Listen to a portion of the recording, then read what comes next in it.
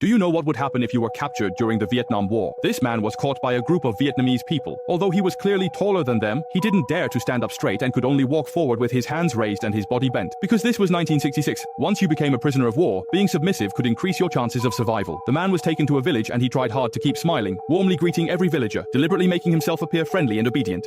At this moment, his expression was like the 9th emoji in your phone. But for the Vietnamese, who had deep-seated enmity with them, this was clearly not enough. The soldiers made him lie on the ground, then tied his hands and feet, leaving him exposed to the sun for several hours, during which he soiled his pants. Afterward, they took him into the jungle, tied him to a tree, and then shot at him.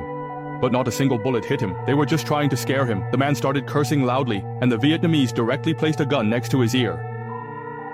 The shot deafened him for a full half-minute, and this was just the beginning. The soldiers then tied his feet and had a buffalo drag him around. They also smeared dirt on his face. In this way, the man was tortured until dusk. They then hung him upside down, placed a beehive on his face, and spun him continuously. He spun until it was dark, and the next day, dizzy and disoriented, he was taken down and thrown into a well.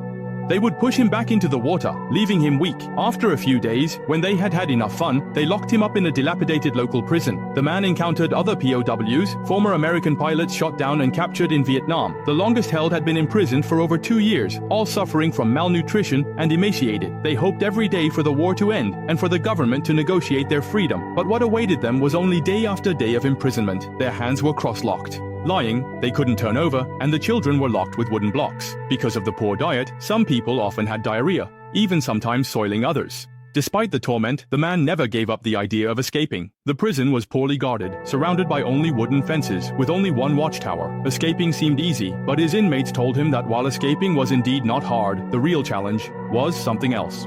Was crossing the primitive forest outside. The terrain there was complex, teeming with wild beasts, lacking water, and there were also local people hunting them down. Surviving seemed impossible, but the man refused to believe this. He didn't want to sit and wait for death any longer, so